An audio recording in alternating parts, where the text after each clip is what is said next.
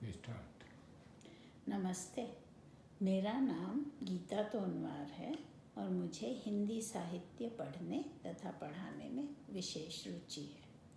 आज मैं 12वीं कक्षा के हिंदी की परीक्षा की तैयारी कर रहे छात्र और छात्राओं से बात कर रही हूँ। यहाँ हम लोग पाठ्य पुस्तक के केवल काव्य खंड पर चर्चा करेंगे। आज हम लोग 20वीं शती के प्रसिद्ध कवि तथा कथाकार विनोद कुमार शुक्ल रचित कविता प्यारे नन्हे बेटे को इस पर चर्चा करेंगे। आइए सर्वप्रथम कवि के विषय में कुछ जानकारी प्राप्त कर लेते हैं। शुक्ल जी का जन्म 1 जनवरी 1937 को राजनांदगांव छत्तीसगढ़ में हुआ था। उनका निवास स्थान रायपुर है। उन्होंने इंदिरा गांधी कृषि विश्वविद्यालय में एसोसिएट प्रोफेसर के पद पर काम किया तथा जून 1994 से जून 1996 तक निराला सृजन पीठ में अतिथि साहित्यकार के पद को भी सुशोभित किया। शुक्ल जी को 1992 में रघुवीर सहाय स्मृति पुरस्कार, 1997 में दयावती मोदी कविशेखर सम्मान तथा 1999 में साहित्य अकादमी पुरस्कार से सम्मानित किया गया। उनकी मुख्य रचनाएं हैं कविता संकलनों में लगभग जय हिंद, ये 1971 में उन्होंने लिखा। 1981 में वह आदमी गरम कोट पहनकर चला गया। 1992 में सब कुछ होना बचा रहेगा। 2002 में अतिरिक्त नहीं, कहानी संग्रह पेड़ पर कमरा, महाविद्यालय, उपन्यास नौकर की कमीज, खिलेगा तो देखेंगे, दीवार में एक खिड़की रहती है। इसके अतिरिक्त उन्होंने कई भारतीय भाषाओं में उपन्यासों का अनुवाद भी किया है। 20वीं शती के 7वें और 8वें दशक में पाठकों का परिचय श्री शुक्ल जी से कवि के रूप में हुआ। तत्पश्चात उनकी 1-2 कहानियों को पाठकों ने पढ़ा और सराहा। विद्वद्गण उनकी रचनाओं में एक अनोखापन और एक मूलभूत विशेषता जो सरलता तथा कठिनता से मिश्रित थी पाकर अधिक प्रभावित हुए। इसका आधार उनके जीवन के अनुभव, सहानुभूति तथा गूढ़ चिंतन में स्थित है, जिसकी अभिव्यक्ति उनकी कविता तथा कथा में स्पष्ट रूप से दृष्टिगोचर होती है। शुक्ल जी का कविता तथा कथा दोनों ही रीतियों में सराहनीय योगदान रहा है। इसके अतिरिक्त उपन्यास के क्षेत्र में भी उनके प्रकाशित 3 उपन्यासों ने निष्क्रियता का त्याग करते हुए नवीन ऊर्जा का संचार किया।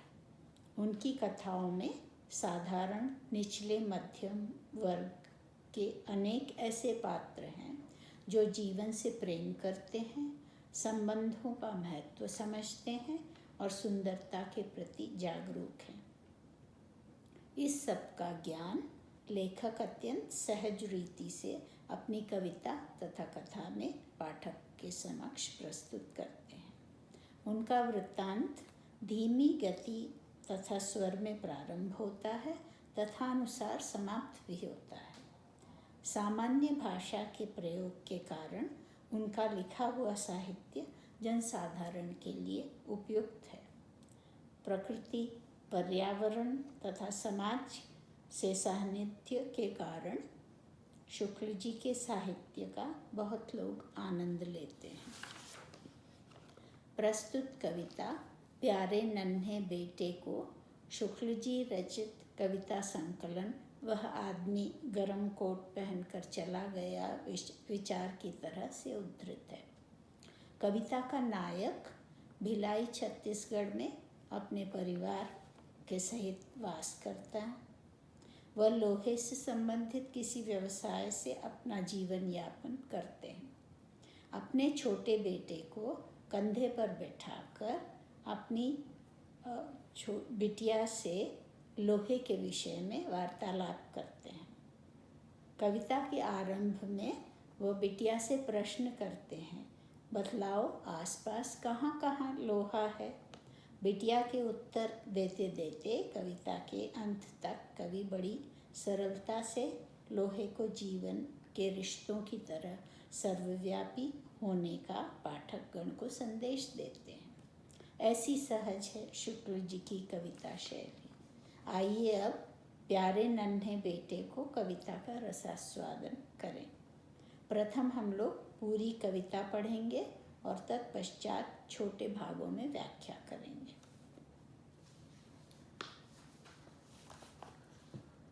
प्यारे नन्हे बेटे को कंधे पर बैठा मैं दादा से बड़ा हो गया सुनना यह।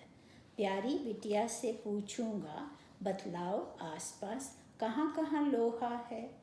चिमटा करछुल सिगड़ी संसी दरवाजे की सांकल कब्जे खीला दरवाजे में धंसा हुआ वह बोलेगी झटपट। रुककर वह फिर याद करेगी एक तार लोहे का लंबा लकड़ी के 2 खंभों पर तना बंधा हुआ बाहर सूख रही जिस पर भैया की गीली चड्डी फिर एक सेफ्टी पिन साइकिल पूरी।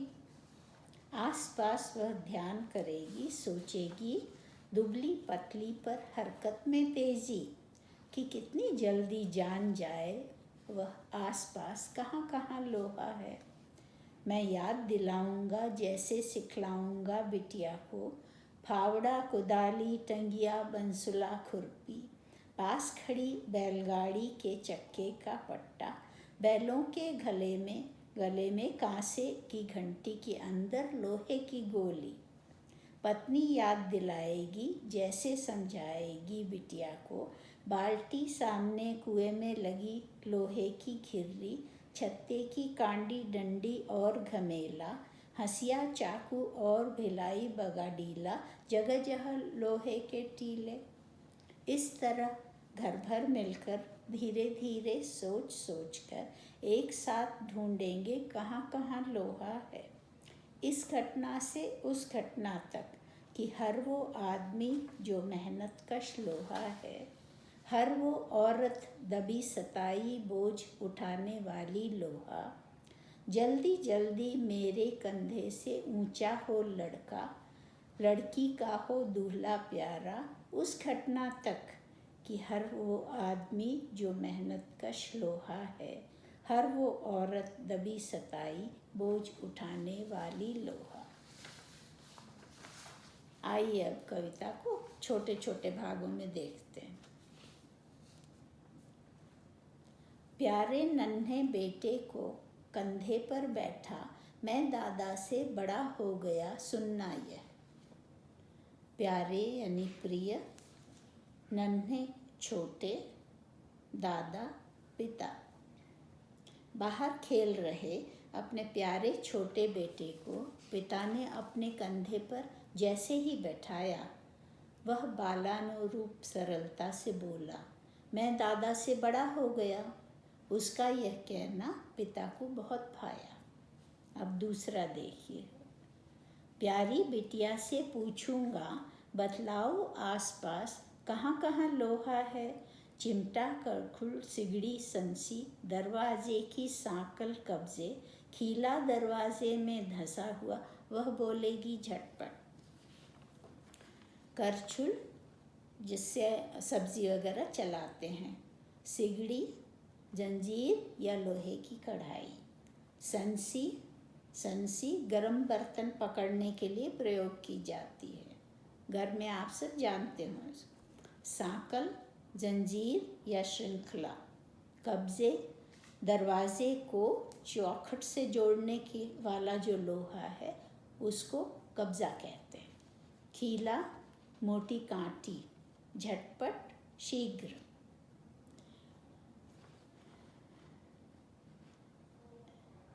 बेटे को लेकर पिता घर के भीतर अपनी 5-6 वर्ष आयु वाली प्यारी बिटिया से कुतूहलपूर्ण प्रश्न करते हैं।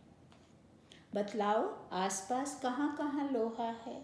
उत्तर में शीघ्र ही बिटिया घर में सामने दिखाई देने वाली लोहे से बनी कई चीज़ें गिना देती है, जैसे रसोई घर में चिमटा, कड़छुल, सिगड़ी, संसी और घर में सांकल, कब्जे, दरवाजे में लगा हुआ खीला आदि।